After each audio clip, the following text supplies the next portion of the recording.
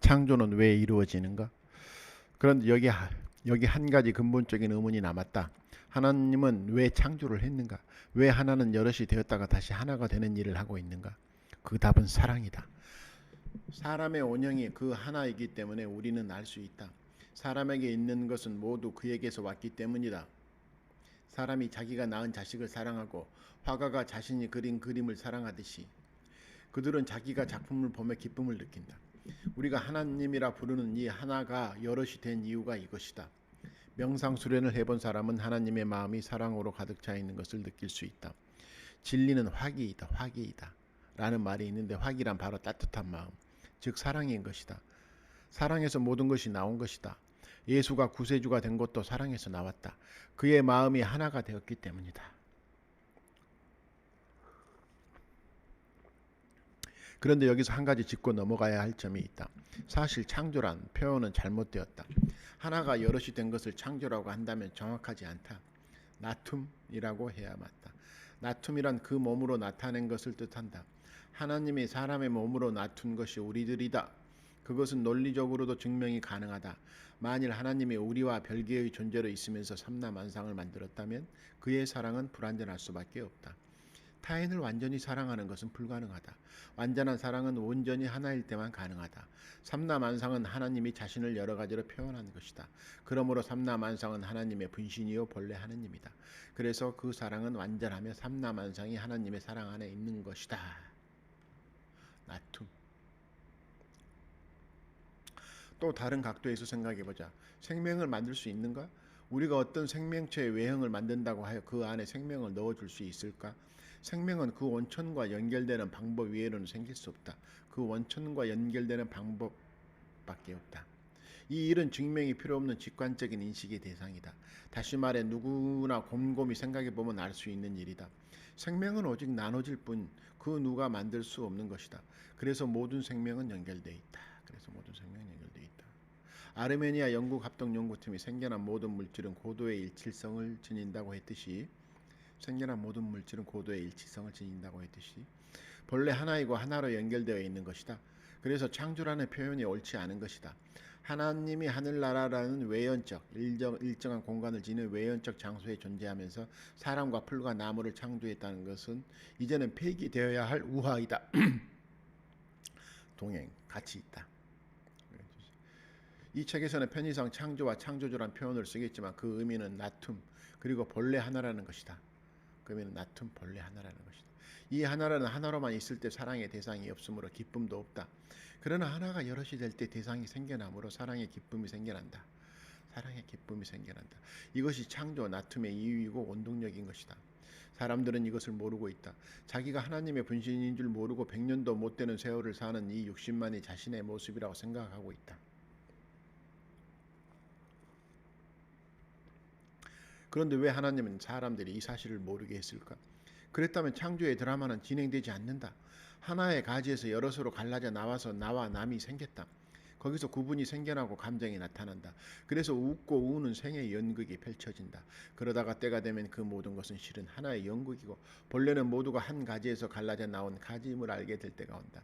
그러면 우주의 연극이 끝나게 되는 것이다. 그래서 사람이 처음부터 하나라는 사실을 모르는 것이다. 어찌 보면 그것이 자연스럽다. 어둠을 알아야 빛을 안다. 어둠을 모르고 빛이 밝은 것을 알 수 없다. 어린아이가 천국의 마음을 가졌다 해도 그 아기는 나중에 어둠을 만나면 그 천상의 행복을 잃게 된다. 세상의 파도를 헤치고 나와 다시 천국의 마음을 찾아야 진정한 행복을 갖게 된다. 세상의 파도를 헤치고 나와 천국의 마음을 찾아야 진정한 행복을 갖게 된다. 이렇게 한 나무에서 갈라져 나온 가지 중에 하나의 가지가 먼저 진리를 알게 되었다. 이렇게 한 나무에서 갈라져 나온 가지 중에 하나의 가지가 먼저 진리를 알게 됐다. 그 첫 가지가 바로 예수이다. 예수 그리스도라고 할 때 가지는 예수이고 그리스도는 하나이다. 예수는 사람이지만 그리스도 즉 하나님과 하나 된 구세주가 된 것이다. 그 마음속에는 하나님과 같이 사랑으로 가득 차 있다. 그래서 그는 사랑의 화신이 되었다. 모세는 율법을 제정하여 나쁜 짓을 하지 않도록 했지만 예수는 참된 생명이 무엇인지 알려주었다. 사람은 하나님을 볼 수 없다. 그러나 그리스도인 예수는 하나님이 된 사람이니 그를 보면 하나님을 알 수 있었다. 하나님이 된 사람이니 그래서 그를 육화된 하나님이라고 한 것이다.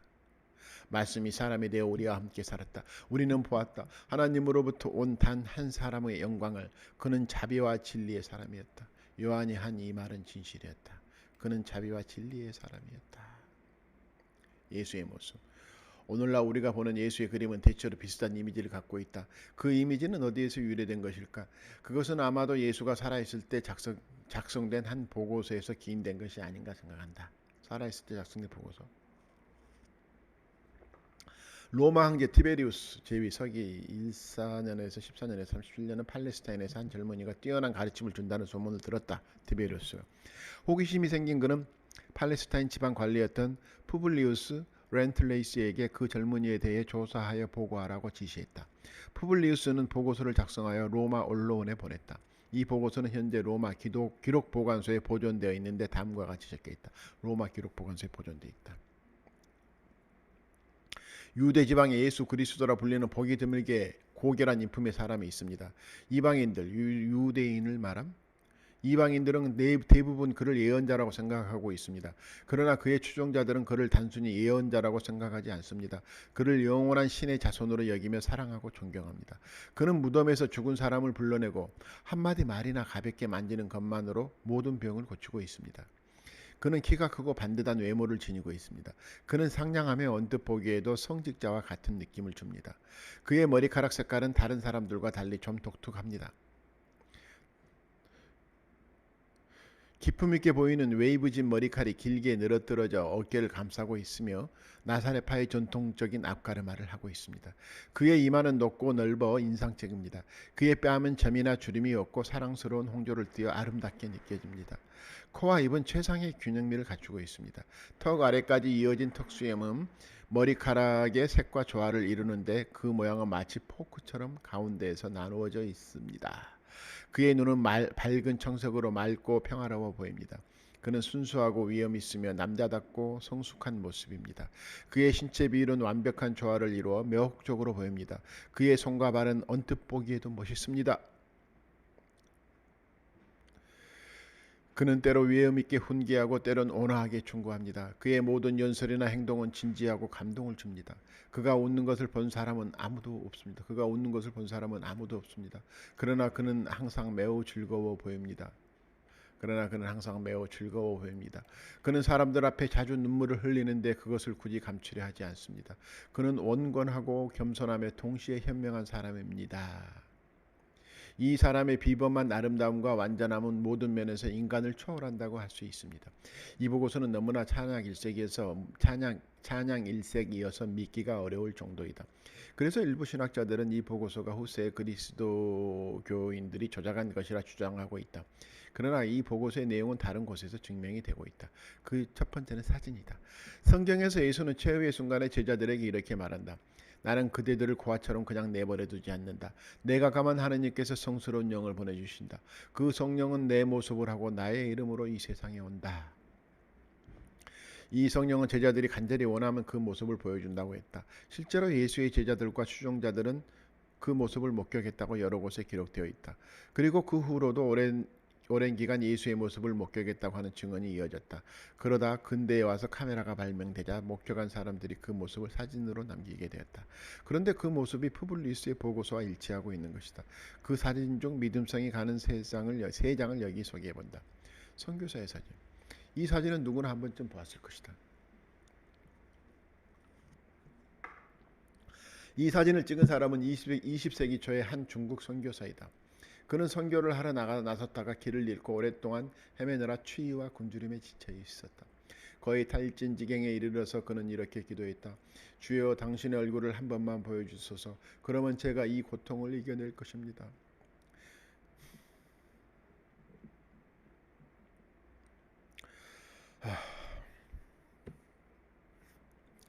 이렇게 간절히 기도하자 그의 귓전에 이런 음성이 들려왔다고 한다. 눈 덮인 들판을 찍어봐라. 그 선교는 자기 앞에 펼쳐진 들판을 찍었다. 그런데 나중에 그 사진을 현상해 보니 다음과 같은 사진이 찍혀 있었다.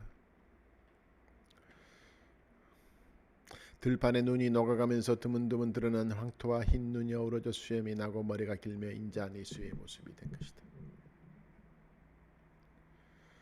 성당 감실 사진. 두 번째 사진은 미국에서 찍은 사진이다.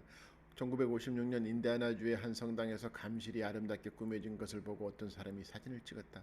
그런데 나중에 필름을 현상해보니 이 사람은 깜짝 놀랐다. 거기에 감실은 나오지 않고 다음과 같은 모습이 찍혀 있었다.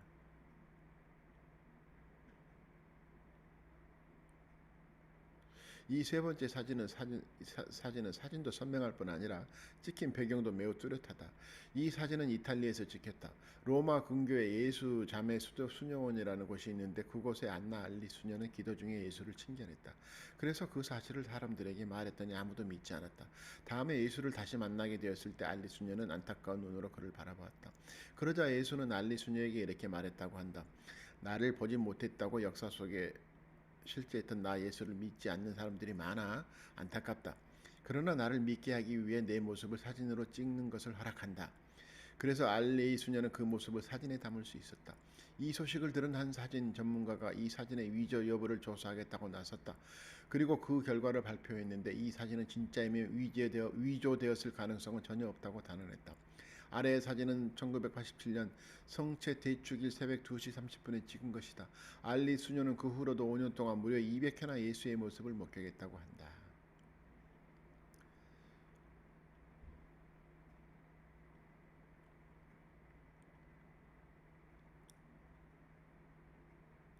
그러면 푸블리우스의 보고서와 이 사진들이 정말 일치하는지 확인해보자.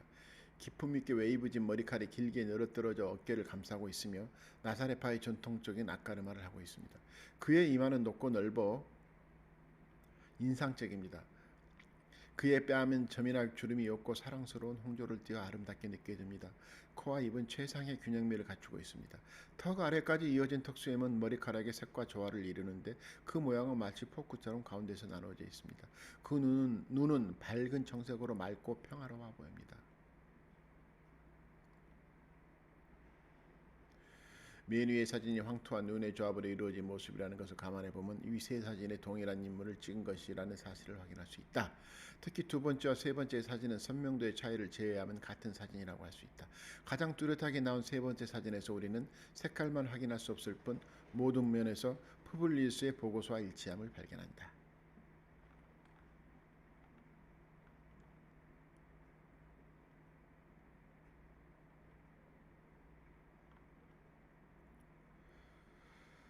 전혀 다른 시간과 장소 배경에서 나온 사진들과 보고서가 동일한 이미지를 지니고 있는데도 이 보고서와 사진이 조작되었다고 주장하기는 어렵다.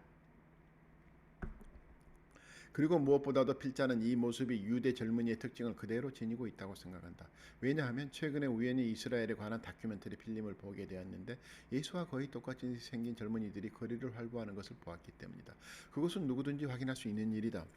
두 번째로 이 보고서를 증명하는 것은 그를 만난 사람들의 증언이다. 그 중에서 요간한다의 말을 들어보기로 한다. 요간한다는 푸블리우스 보고서나 위 사진들을 볼 수 있는 입장에 있지 않았다. 무엇보다도 그는 이러한 체험을 자기로 꾸밀 이유가 없었다. 그는 그리스도교인이 아니며 인도의 정신세계를 서양에 알리러 온 사람이기 때문이다. 1950년 어느 날 밤 요간한다는 자기의 아슈람 명상센터에서 명상에 잠겨 있었다. 그런데 갑자기 그의 방이 푸른 오팔 빛깔로 가득 차면서 예수의 모습이 나타났다고 한다. 요간한다는 그때 체험을 이렇게 수레했다. 나는 빛나는 주 예수의 축복받은 형상을 보았다. 그는 25살쯤 되어 보이는 젊은이의 모습이었다.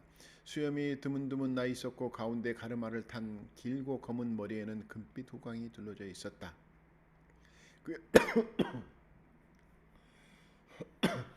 그의 눈빛은 너무나 신비했는데 내가 바라보고 있을 때조차 그 눈빛은 무한한 변화를 보이고 있었다.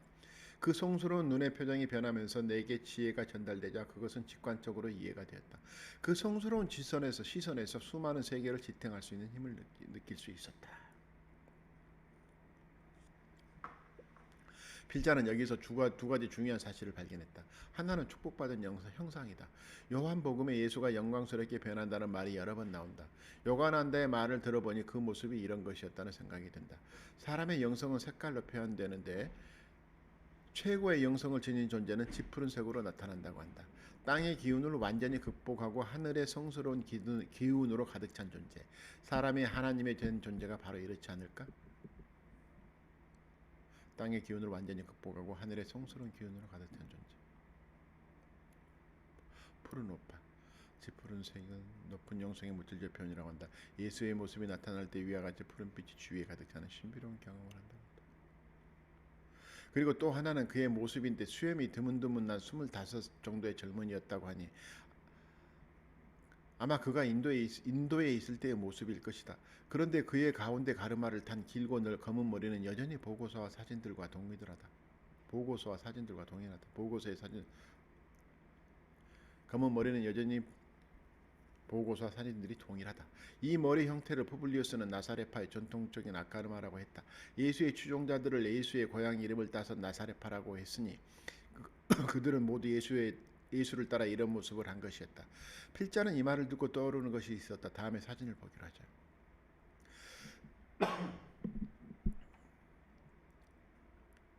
이 사진은 요가난다가 그의 스승과 함께 찍은 사진이다. 이 사진을 보면 짐작 가는 점이 있을 것이다. 인도의 수행자들은 2000년 전인 옛날이나 지금이나 긴 머리에 앞가르마를 하고 둘둘 마른 흰 옷에 샌들을 신었던 것이다. 예수는 젊은 시절에 많은 기간을 인도에서 보내며 이런 차림으로 생활했다. 그리고 팔레스타인에 와서도 그 모습 그대로 지냈을 것이다. 그리고 그의 추종자들도 그를 따라해서 나사렛파의 전통적인 차림이 된 것이다. 그들이 그런 차림을 한 이유가 무엇이었겠는가? 세속적인 겉모습에 관심이 없는 그들에게 단지 간편하다는 이유밖에는 없었을 것이다. 그동안 예수의 모습에 대해서 수많은 추측이 난무했다. 예수의 수위에 찍힌 모습이나 베로니카의 손수건, 심지어 최근에는 투박한 팔레스타인의 농부의 얼굴 사진이 예수의 모습에 가장 가깝다는 주장까지 나왔다. 그러나 예수의 모습은 위에서 살펴본 바와 같이 우리가 알던 것과 큰 차이가 없었던 것이다. 사람의 외모로 그 내면을 평가할 수는 없다. 그러나 어떤 사람도 그 마음속에 아름다운 것을 품고 있다면 외부에 나타나게 되어 있다. 그러나 어떤 사람도 그 마음속에 아름다운 것을 품고 있다면 외부에 나타나게 되어 있다. 아무리 추한 외모를 지닌 사람도 평생 마음을 닦는다면 나다니엘 호돈의 큰 바위 얼굴처럼 온화한 미를 보여줄 것이다.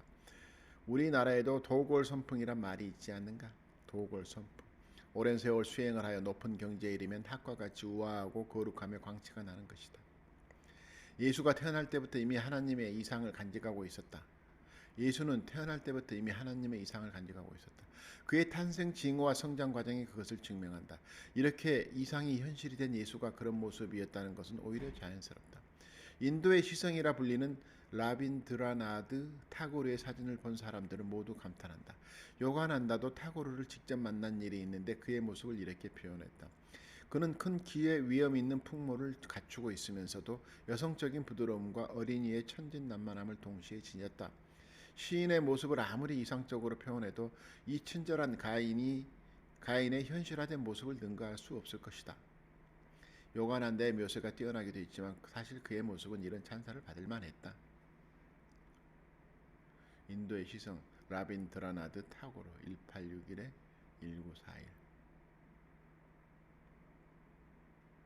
이 사진을 보면 기탄잘리 신에게 바치는 노래를 쓴 이 사람의 영혼의 깊이가 느껴지는 것만 같다. 어찌 보면 예수가 오랫동안 살았으면 저런 모습을 하지 않았을까 하는 생각이 들 정도다.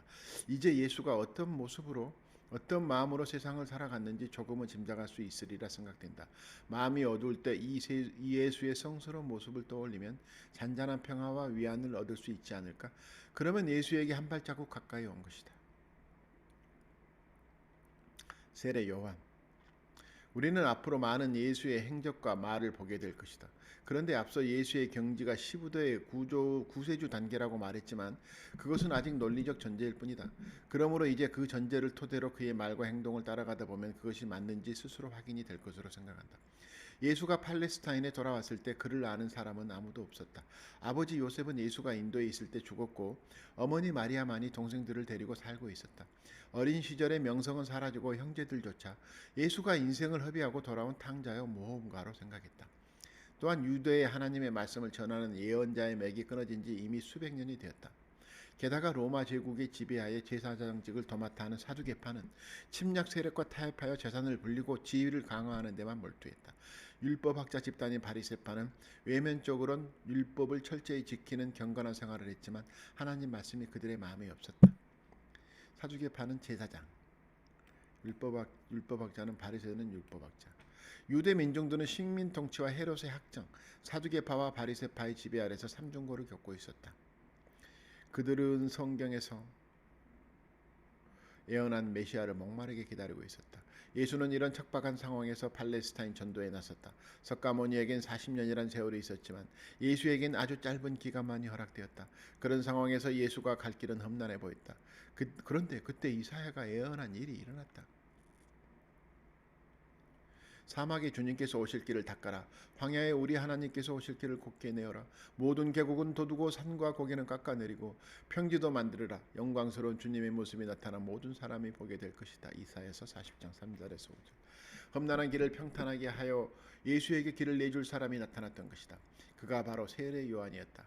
그는 예수가 팔레스타인에 돌아오기 얼마 전부터 요단강에 나타나 물로 세례를 주며 외쳤다. 테슈바흐, 회개하라. 천국이 가까이에 있다. 그는 낙타의 털옷을 입고 메뚜기와 꿀을 먹고 살았다 하니 철저한 금욕의 수도자의 모습이었다.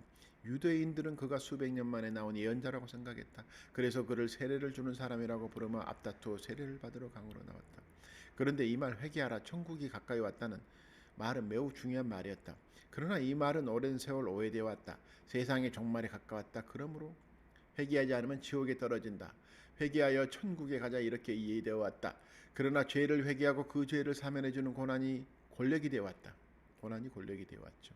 그러나 이것은 그가 그 본래 뜻과 너무나 달랐다. 그래서 사람들은 오랜 동안 진리를 모르게 된 것이다. 진리란 회개하여 천국에 나서 사는 것이다. 천국이란 어디에 있는가? 천국 중 하나님 나라는 3차원적인 공간이 아니다. 우리가 사는 이 땅과 별개의 다른 공간이 아니다. 천국은 지금 바로 여기 우리 옆에 있다. 천국은 지금 바로 여기 우리 옆에 있다. 그래서 천국이 가까이 있다고 한 것이다. 천국은 지금 바로 여기 우리 옆에 있다. 그렇다면 하나님 나라를 가기 위해서는 어떻게 해야 하는가? 회개해야 한다. 회개해야 한다. 회개하면 하늘나라를 볼 수 있고 갈 수 있다. 그런데 왜 수없이 회개를 해도 천국을 보지 못하는가? 그것은 올바른 회개를 하지 않았기 때문이다. 올바른 회개를 하지 않았기 때문이다. 올바른 테슈바의 의미. 사람들은 보통 회개라고 하면 단순히 잘못한 일을 반성하는 것으로 생각한다. 그러한 일주일에 한 번 성전에 나가 잘못을 반성하는 것이 테슈바흐가 아니다. 이런 회개로는 천국을 볼 수 없다. 자기 입장에서 하는 회개는 한계가 있기 때문이다. 자기 입장에서 하는 회개. 아무리 눈물을 흘리고 진심으로 뉘춘다고 해도 사람은 자기 입장을 벗어날 수가 없고 결국은 자기 합리화를 한다. 아무리 눈물을 흘리고 진심으로 뉘춘다고 해도 사람은 자기 입장을 벗어날 수가 없고 결국은 자기 합리화를 한다. 그 누구도 이 상태를 벗어날 수 없다. 그렇다면 무엇이 올바른 회개인가? 그것은 온죄를 인정하는 것이다. 온죄를 인정하는 것이다. 온죄를 인정하려고 하면 대부분의 사람들은 부정적인 반응을 보일 것이다. 아담의 죄가 그 후손에게 영원히 상속된다는 말이 설득력이 있는가? 그러나 온죄는 엄연히 존재한다. 다만 그 온죄의 의미가 일반적으로 생각하는 것과 다르다. 앞에서 창조란 하나가 여럿으로 갈라지는 것이라고 했다. 그렇다면 하나님의 나툼인 고귀한 존재에게 왜 온죄가 있는가? 그것은 하나가 여럿이 될 때 자연스럽게 잉태되는 것이다. 여럿이 된 존재는 하나인 때를 망각하고 나와 남을 구별하게 된다.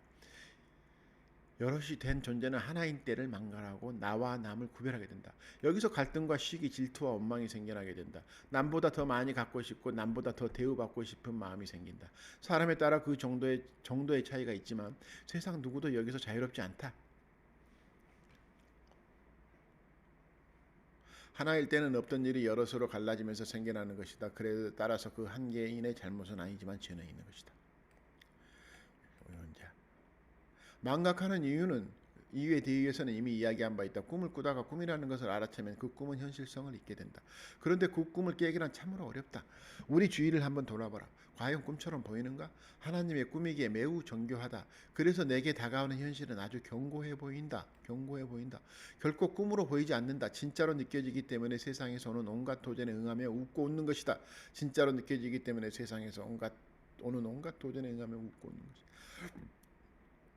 그런데 사실 망각하게 되는 데는 더 근본적인 목적이 있다. 만일 어둠이 없다면 우리는 빛을 인식할 수 없다. 어둠이 있어야 빛이 밝다는 것을 안다. 마치 어린아이가 지금 천국과 같은 평안 속에 있더라도 그 평안함의 가치를 모르는 것과 같다. 그 아기에겐 장차 그 평안을 잃게 되는 일이 생길 것이다. 진짜 평안은 어둠을 겪고 그 어둠을 뚫고 나와 빛을 찾을 때 얻을 수 있다. 그래서 어린아이와 같은 마음을 지녀야 천국을 볼 수 있다라는 말을 어린아이가 되라는 뜻이 아니라 어린아이와 같은 마음을 되찾아야 천국을 본다는 의미다. 어린아이가 되라는 뜻이 아니라 어린아이 같은 마음을 찾아야 천국을 본다는 의미다. 그러므로 이렇게 말할 수 있다. 창조의 본뜻은 아무것도 모르는 어린 영혼이 어둠을 극복하고 빛을 찾아 다시 창조주와 하나가 되는 성수의 과정이다. 창조의 본뜻은 아무것도 모르는 어린 영혼이 어둠을 극복하고 빛을 찾아 다시 창조주와 하나가 되는 성숙의 과정이다. 어찌 보면 어둠은 빛의 다른 측면이다. 따라서 창조주 안에 빛과 어둠이 있는 것이다. 그러므로 어둠을 모르면 창조주와 하나가 될 수 없다. 어찌 보면 어둠은 빛이 다른 측면이다. 그렇지. 빛과 그림자. 따라서 창조주 안에 빛과 어둠이 있는 것이다. 그러므로 어둠을 모르면 창조주와 하나가 될 수 없다. 온전은 이렇게 생겼으니 부인할 이유가 없다. 그러니 회개해야 할 이유만이 남았다. 그 이유는 다름 아닌 자기 자신을 위해서다. 자기가 행복해지기 위해서 회개해야 한다. 장폴 사르트르는 타인은 지옥이라고 했다. 타인은 지옥이라고 했다. 장폴 사르트르는 타인은 지옥이라고 했다. 남을 온전히 이해한다는 것은 영원히 불가능하다는 뜻으로 한 말이다. 그렇다면 나와 남의 구분이 없어지면 아무런 문제가 없지 않은가? 남을 어떻게 할 수는 없다. 그러므로 자기를 버려야 한다. 남을 어떻게 할 수는 없다. 그러므로 자기를 버려야 한다. 본래 하나인데 그것을 잊고 구분을 하고 있는 자기라는 인식을 버려야 한다. 그러면 남과 나의 구별이 없는 세상이 된다. 그때 세상은 그에게 천국이 된다. 남을 어떻게 할 수는 없다. 그러므로 자기를 버려야 한다. 본래 하나인데 그것을 잊고 구분을 하고 있는 자기라는 인식을 버려야 한다. 그러면 나의 구별이 없는 세상이 된다. 그때 세상은 그에게 천국입니다. 따라서 올바른 회개란 자기의 잘못을 반성하는 것이 아니라 자기라는 입장을 버리는 것이다. 올바른 회개란 자기의 잘못을 반성하는 것이 아니라 자기라는 입장을 버리는 것이다. 사람의 마음속엔 하늘의 마음과 땅의 마음이 함께 있다. 하늘의 마음인 하나의 마음이고 하늘의 마음은 하나인 마음이고 땅의 마음은 여럿의 마음이다. 이 여럿의 마음을 버리면 하나인 마음만 남는다. 자연히 자기가 본래 하나라는 사실을 깨달을 수밖에 없다. 타인은 없고 모든 사람이 다 자기와 하나가 되니 아무런 갈등도 없게 된다. 그 순간 그 자리가 천국이다. 내 마음이 천국이면 이 세상 어디나 다 천국이 된다. 입전수수. 타인은 없고 모든 사람이 다 자기와 하나가 되니 아무런 갈등도 없게 된다. 그 순간 그 자리가 천국이다. 내 마음이 천국이다. 테슈바에는 또 하나의 뜻이 있다. 돌아오라. 돌아오라. 자기를 버리고 본래의 세계로 돌아오라는 말이다. 이것이 참 회개를 말하는 것이다.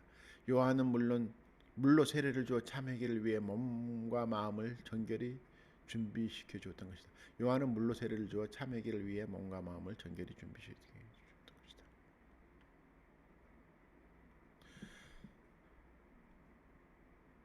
하나님의 길을 평탄하게 하러 온 사람. 다음은 하나님의 길을 평탄하게 온 사람.